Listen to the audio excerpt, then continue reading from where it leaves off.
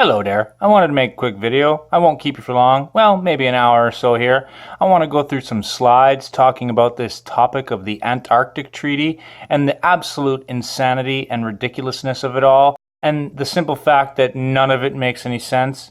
After I go through a few of my slides here, I'm going to play a clip put together by Rob Skiba and a YouTuber named Taboo Conspiracy, where he goes through the entire rigmarole it would take for anybody or any civilian to go down there, which on the face of it, when you realize how hard it is, and the fact that no one is really allowed there, no civilians are allowed there since 1959, yeah, that's not weird or anything.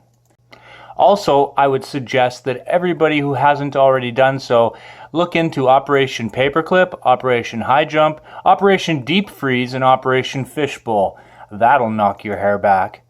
But getting onwards and upwards with a few of my slides here before I play this Rob Skiba Taboo Conspiracy clip, I just wanted to mention how many of you out there in YouTube land already know about the Antarctic Treaty. If that's the case, then this video might just be some more intel for you to add to whatever you already know. For example, how in 1959 they shot rockets up confirming the shape of Earth, but they knew they couldn't tell us, so the Antarctic Treaty was born.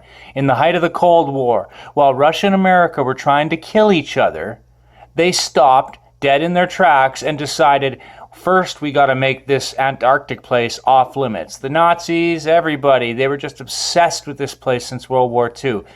Presidents go down there before elections and do weird rituals. Admiral Byrd was commissioned to build the 777th Freemason Lodge down there. I mean, they found more pyramids. It's just straight weirdness. But it's ridiculous on the face of it that this Antarctic Treaty even exists or that people buy it. I mean, come on. Greedy corporations, oil companies, and all these forestry industries, they can go anywhere on Earth and rape and pillage and dislocate people and destroy lives and villages all over the place, just to get at those resources. Not to mention the fact that people can go anywhere on Earth and hunt animals to near extinction, like all the animals in Africa, for example, the big game hunters. And yet, with all of these species that have gone extinct everywhere on Earth, no one's allowed to go to Antarctica, because out of all the creatures we've killed off, it's the penguins we gotta protect. That's dumb. I mean, if you believe that, I don't know what to say. But come on. Think about it. Not a single greedy corporation or anything is allowed to go anywhere near Antarctica, even though Admiral Byrd said there's so much resources down there, like coal and oil. Come on, it's BS. There's another reason for this, and it ain't for some ice and some happy feet.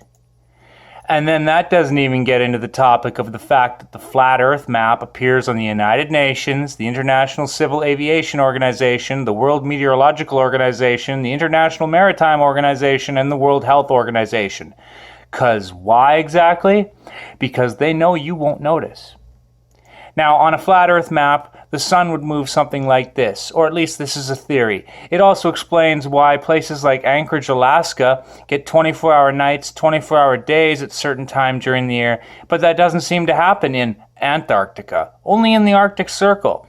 That's a bit weird. It also stretches into a theory I have that if there is a form of wall or dome, that it would refract light back in from the outside rim. And so letting anybody near the outer rim would give the game away. And now people will say, but you can take tour groups there. But people have gone down there and there's pictures but what? If you do take the official cruise, this is where you're allowed to go. That's it. The tiniest part of the Drake Passage to the South Shetland Islands in the Weddell Sea and the Antarctic Peninsula. That's it. That's it. That's all you're allowed to go. And if you are allowed to actually go on the land, like for example, this guy who obviously was some kind of staged actor doing damage control, they control every aspect of it. And as I get to in the video clip I'm about to play, you'll be surprised what you're even allowed to take down there with you. So this guy here, I don't even know his name, he's probably a Freemason. He claims to have crossed the entire Antarctic Ross Shelf. It's like, dude, that's less than 1,000 miles. Like, that's nothing. It's a tiny little fragment of a greater ice wall. Not to mention the fact that people talk about circumnavigating the globe, and there's only ever been any circumnavigation east to west, like for example airplanes. But when you look at this map, this is how it would go on a flat Earth. It still works east to west. How come there's only been 5 north to south navigations, all done by Freemasons working for the Crown? So billions of circumnavigations east to west, but none north to south as far as civilian travel goes. That's dumb, and it's a shortcut to thinking. So as far as I'm concerned, if you can control the outer edge, you can control the secret.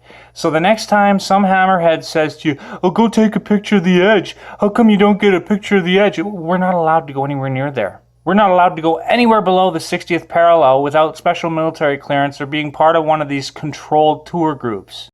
It's obvious once you do the research, people with the stones to do the research for themselves, but sadly most people will do the first Snopes, Google propaganda hit they can find. They'll just trust that the mainstream media did all their thinking for them, and then they continue on calling us stupid conspiracy theorists. But I'm not going to put up with that anymore, especially when it's obvious, it's overt, and I'm just going to get to this clip. It's about a half hour long, and it talks about everything you would have to do if you wanted to go to Antarctica. And needless to say, it's impossible. So, check it out.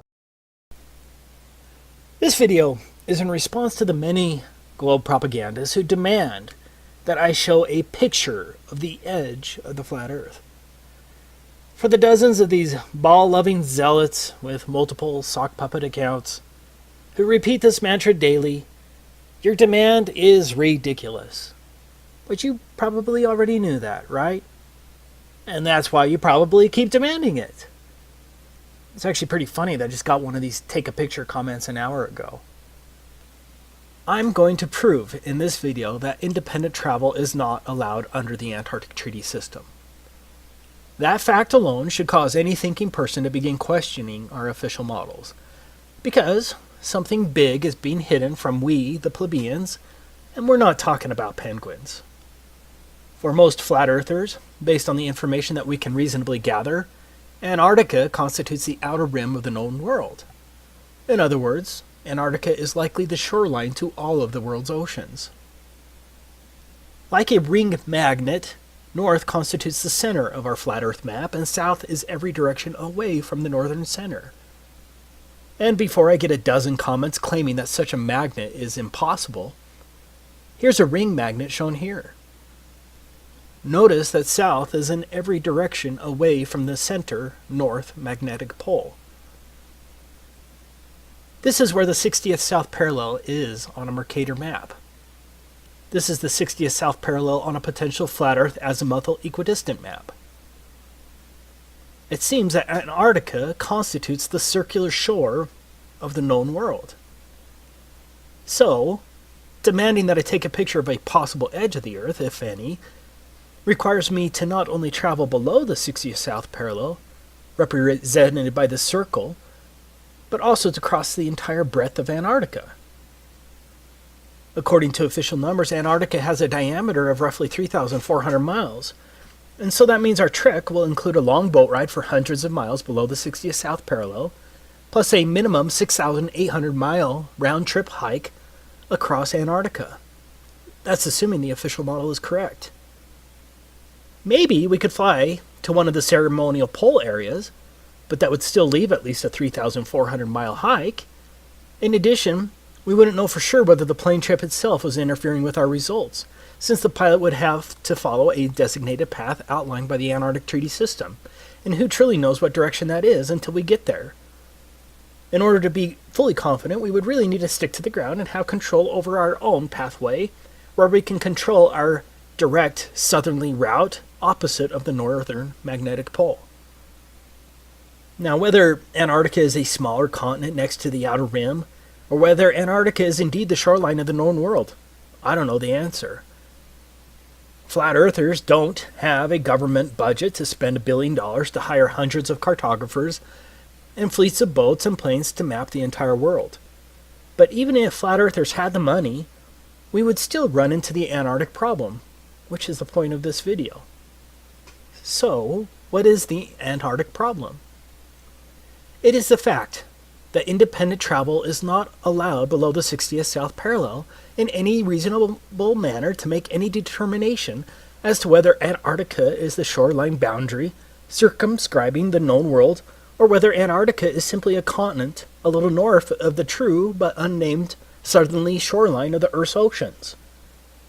For all we know, Antarctica may be an infinite plain that is uninhabitable at further distances. Again, we don't know. But, as I will describe in this video, I suspect that Antarctica is the shoreline circumscribing the known world due to the unbelievable restrictions placed on travel there. Excluding a couple of questionable claims, the total lack of north-south circumnavigation only proves the same. But if I'm not allowed by our governments to independently travel below the 60th south parallel and then to traverse Antarctica over 6,800 miles, then I cannot take a picture of a theoretical edge, dome, or those other lands beyond the South Pole, whatever the case may be. But you probably don't quite grasp how much area is really being blocked off under the Antarctic Treaty System. Let's look at it from the alleged 60th north parallel, because this will give you an idea of the tremendous area blocked off to independent exploration. This is the area of the 60th north parallels. As you can see, the 60th north parallel includes all of northern Canada, Alaska, much of Russia, including St. Petersburg and other major cities, Finland, Sweden, Norway, Iceland, Greenland. It is huge. Now, why in the world is this much area blocked off at the south? Do you really think it's because of penguins?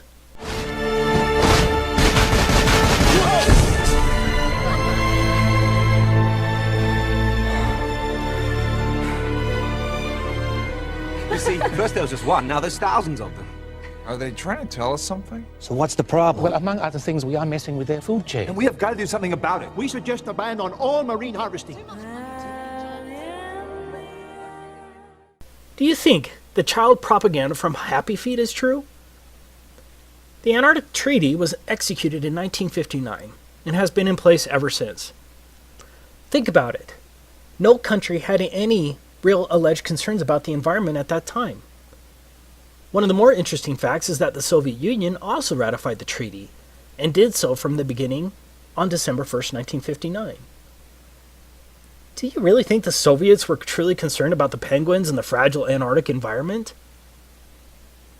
In other words, America, the USSR, and the rest of the major countries of the world remained partners in generally closing Antarctica throughout most of the so-called fake space race, the Cuban Missile Crisis of 1962, the fake moon landings, most of the Cold War, the Vietnam War, the Six-Day War, the Soviet-Afghan War, and the collapse of the Soviet Union, which at that time Russia continued as a signatory in 1992. That's some peculiar cooperation transcending international conflicts, don't you think? Do you really think that the vast resources and strategic military benefits of Antarctica were multilaterally put aside because of penguins? Even North Korea has been a signatory since 1987. For some strange reason, the Antarctic Treaty has remained sacrosanct for nearly 60 years, regardless of worldwide conflicts. For the reasonable, objective person, alarm bells should be going off right now. As I was preparing this video, I found something else that's interesting. Out of all the flags of all the countries across the Earth, can you guess which one only shows a map of the country as the emblem of the country? You guessed it. Only one. Antarctica. Yeah, the one country they want you to know the shape of. That doesn't reek of programming, does it? Let me make this clear from the beginning. Travel to Antarctica is more difficult than travel to a military base. Sure, the military base may have a visitor shop near the entrance, but if you go beyond that visitor shop or another designated travel area without clearance, you're going to get arrested, or something worse. I'm sure I already have a few globe shills ready to pounce, armed with various inanities to counter my statement, but let's ignore the global spin. This video is about evidence and facts and the reasonable assumptions based thereon. So let's decide to take a theoretical trip across Antarctica to find the edge, if any. I'm not talking about going to the visitor center along the edge of Antarctica, or an overly expensive cruise to a small ice shelf along the edge with a small excursion, or a flight to one of the several multiple ceremonial poles, and then straight back again. Yeah, that's not strange at all. I must reiterate, because I will get a dozen comments telling me to take a cruise or that someone's best friend went to Antarctica. I am not talking about a trip to one of the few designated tourist locations of Antarctica. I'm talking about a real trek, pointed directly south across the entire 3,400-mile breadth of Antarctica and back again to determine whether Antarctica circumscribes the known world and to possibly determine whether there's an edge, a dome, or whatever, and then take a picture of it. I'm talking about repeating the trek of Admiral Byrd and discovering that area as big as the United States that has never been seen by a human being on the other side of the South Pole, full of minerals and such just waiting to be explored. But strangely enough, there's left in the world today an area as big as the United States that's never been seen by a human being. And that's beyond the pole on the other side of the South Pole from Middle America.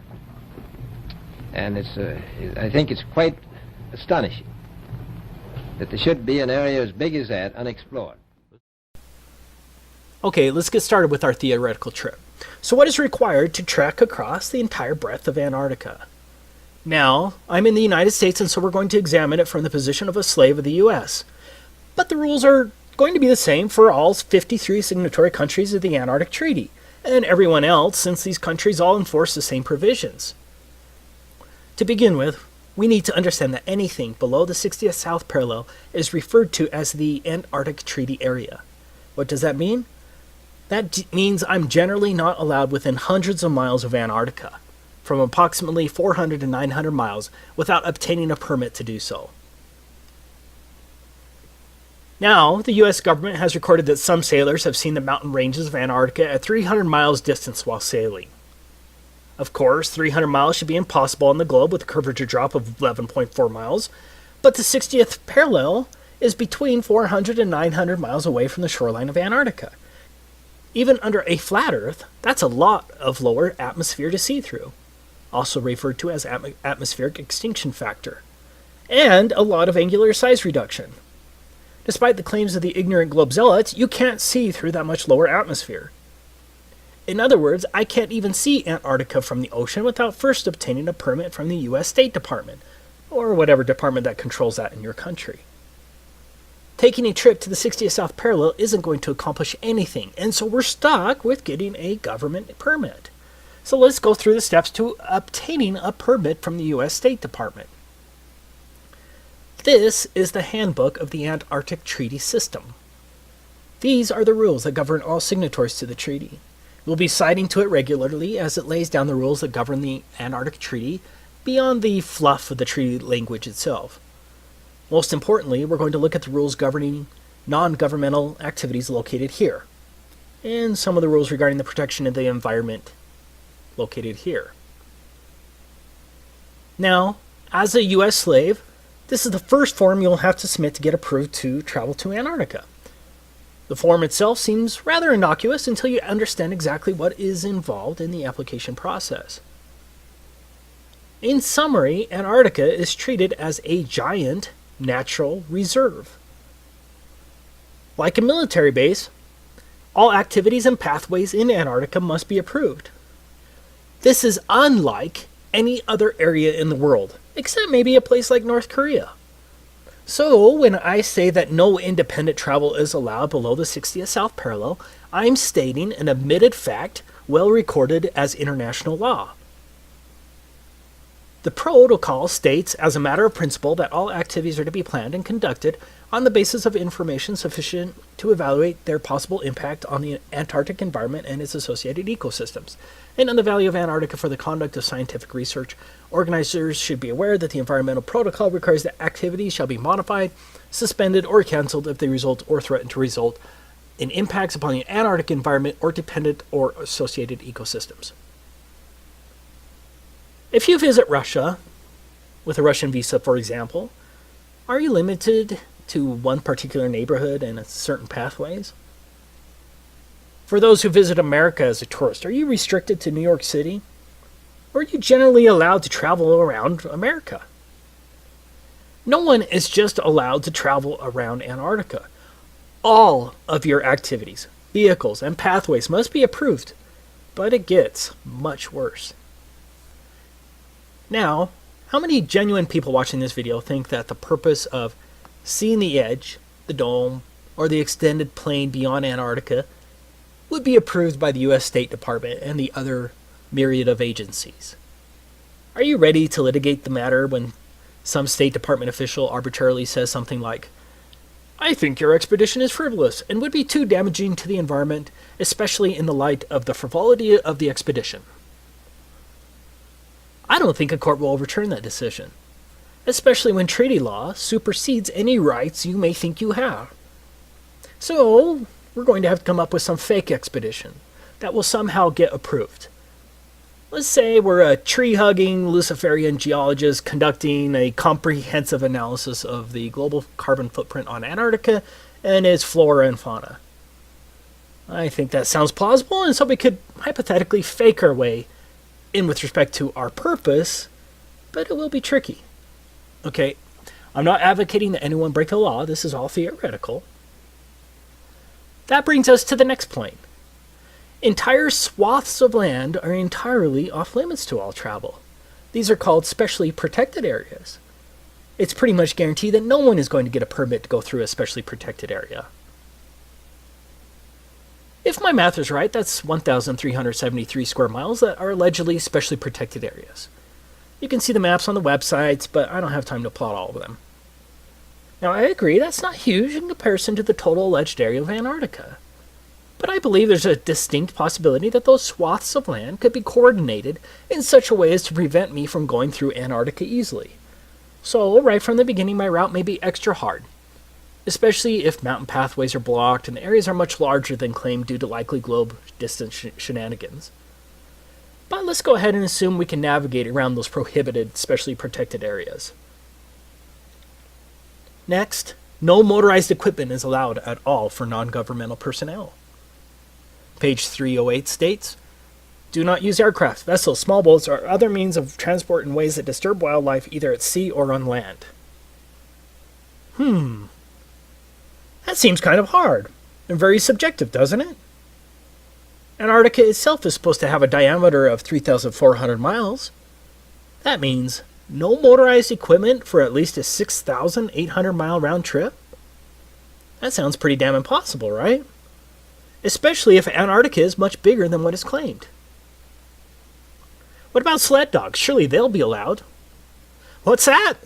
Sled dogs aren't even allowed? Okay, so our trip is now limited to a very long hike in insanely harsh conditions over an extreme rise of elevation. On a side note, Antarctica has the highest average elevation of any alleged continent, but I'm sure that's just coincidence, right?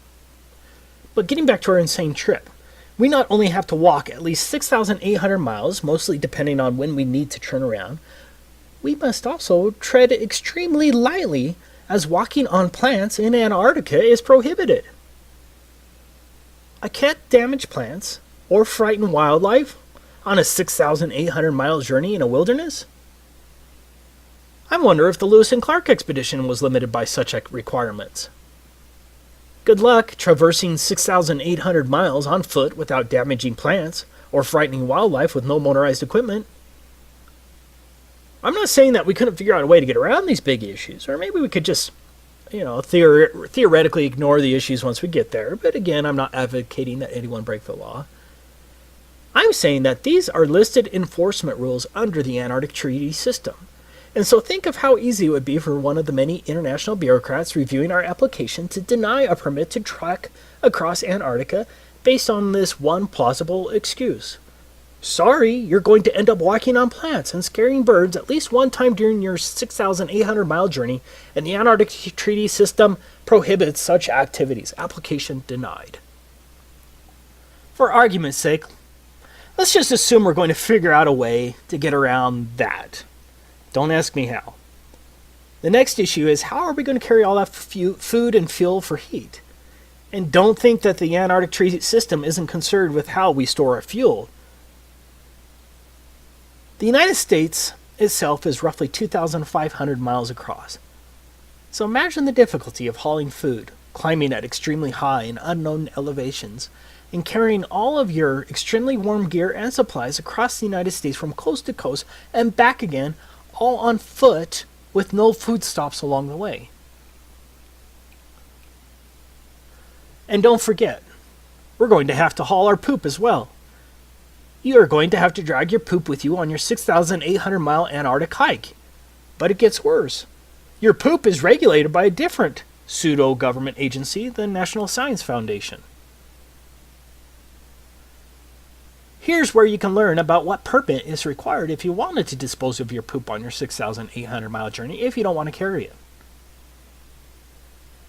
Could you imagine for your next trip to France and the custom agent saying, "Welcome to France. By the way, no vehicles are allowed, no animals are allowed, do not walk on any plants, and here's a bag for your poop. Be sure to bring it back full." If you don't want to carry your poop, you're going to have to get a permit from the National Science Foundation. Enjoy your stay. But here's another and potentially bigger problem. What if there is no edge when you get there, but the conditions only get worse? How many years of supplies can one carry by a handheld sled and some skis? What if Antarctica goes beyond 3,400 miles? What then? When do you turn your back, and how do you prove it? Because the globe shows are just going to call you a liar anyways. Any sane person right now would have to admit that our little trip is impossible, but we have a lot of paid-for apologists for our slave masters who will still somehow claim that I'm lying when I say that independent travel in Antarctica is prohibited. But we're not done. Going back to our form DS4131, in addition to disclosure to other parties to the treaty, the information provided may be shared with the U.S. Environmental Protection Agency to ensure compliance with 40 CFR Part 8 Environmental Impact Assessment of Non-Governmental Activities in Antarctica, as well as with other relevant U.S. agencies. This brings us to one of the most important issues facing us. What is an environmental impact assessment?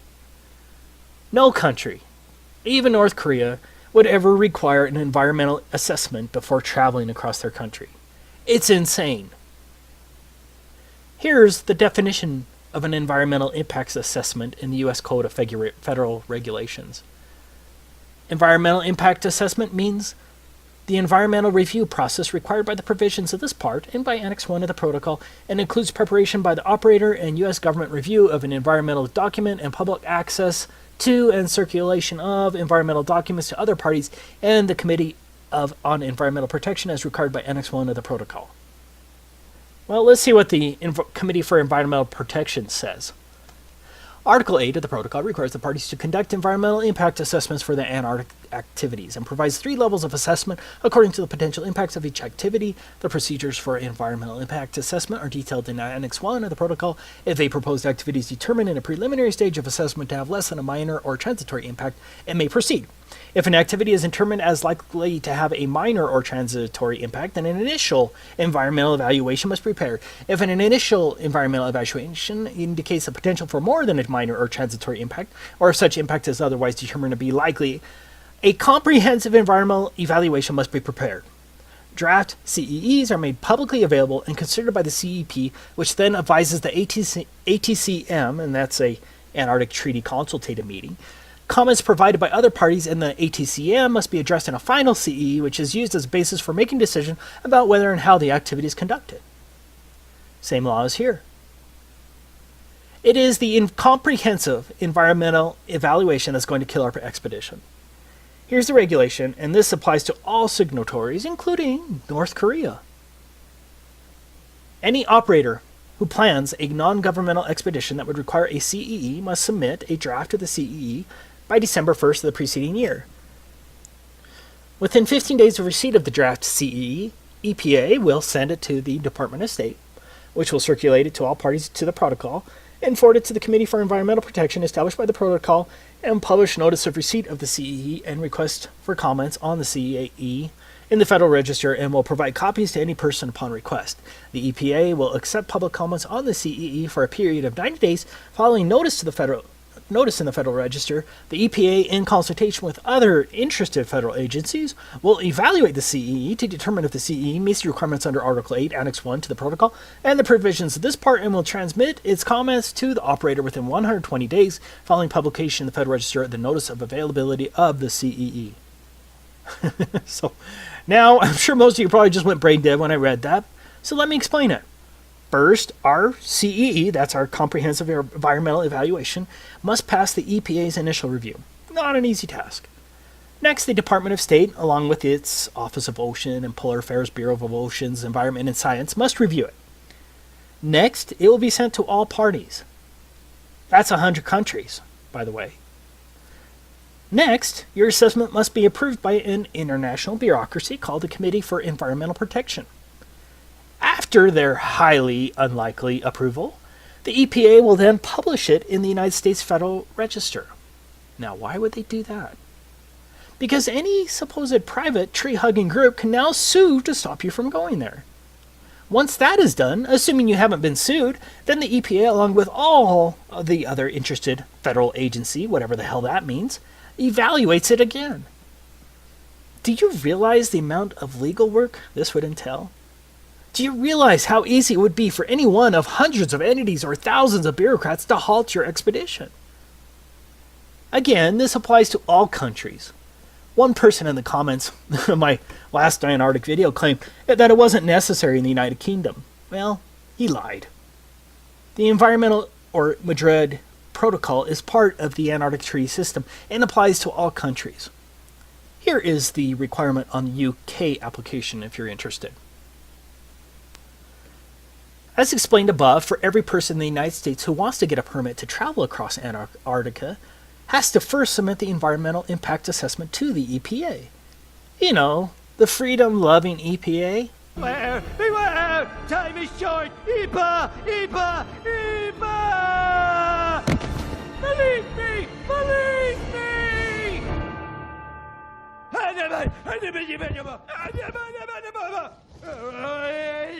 Thanks for listening. We lost them, sir. Well, then you find them, and you get them back in the dome. And to make sure nobody else gets out, I want roving death squads around the perimeter 24/7. Do you know what the environmental impact statement costs? This is very similar. A typical environmental impact statement costs from $250,000 to $2 million. And those are a lot easier than this comprehensive environmental analysis required under the Antarctic Treaty. For us, the biggest problem is that you would have to incur the expense of the environmental impact assessment before you know if you're denied, due to whatever arbitrary claim a bureaucrat can think of. Do you see how difficult this environmental assessment will be? How would one know the environmental impact on an area which you've never been to, and very little information would be available? With a normal environmental assessment, you'd be able to send an engineering firm to the location to make the assessment with attorneys who would draft the statement. In this case, you can't send an engineering firm all the way to Antarctica, and so you have to hire Antarctic experts who have been to the same places you're planning on walking through. And how many of those do you think there are? I say that we can safely assume that the price of getting an environmental impact assessment approved by the EPA and the international agency would cost millions, assuming no supposed private group sues you once it's published in the Federal Register. Do you have more than $2 million to spend for an environmental impact assessment? And then, what if the EPA or the Committee for Environmental Protection or one of the other agencies says no? Maybe that not enough information was provided. Are you ready to spend another $2 million to fight that in court? But you still have to have your purpose approved. Do you see the problem there? You would likely spend millions on getting the environmental impact statement, only later to have some official at the International Committee for Environmental Protection reject your purpose in Antarctica. You would truly gamble millions in this silly endeavor. To learn more about the environmental assessment procedures with the Committee for Environmental Protection, you can research it here. See also. Let's get to the final issue we're going to run into. 7 countries claim territorial rights to various parts of Antarctica. Argentina, Australia, Chile, France, New Zealand, Norway, and the United Kingdom all maintain territorial claims in Antarctica. I did find it interesting that the USSR never claimed territorial rights to Antarctica. Yeah. I'm willing to bet that my trip across Antarctica is going to need other permits from other countries based only on territorial claims. Getting more permits or visas from other countries who have alleged territory in Antarctica? Yeah, that shouldn't add too much to our already strained budget. Now, just for the propagandist who's going to claim that's not true, I quote, "The Antarctic Treaty puts aside the potential for conflict over sovereignty for providing that nothing that occurs while the treaty is enforced will enhance or diminish territorial claims." Meaning, the territorial claims trump. So, the next dumb shill who demands that you take a picture of the edge or that anyone can go to Antarctica and see for themselves that it's a continent, be sure to point out what a damn idiot they are, and then share this video because everything in here is fact that anyone can look up, and I'll try to have all the links in the description. Of course, the lying minions from the Ministry of Truth will spin and call you names, but at least the rest of the world will see the liars for who they truly are. This is Taboo Conspiracy, signing off.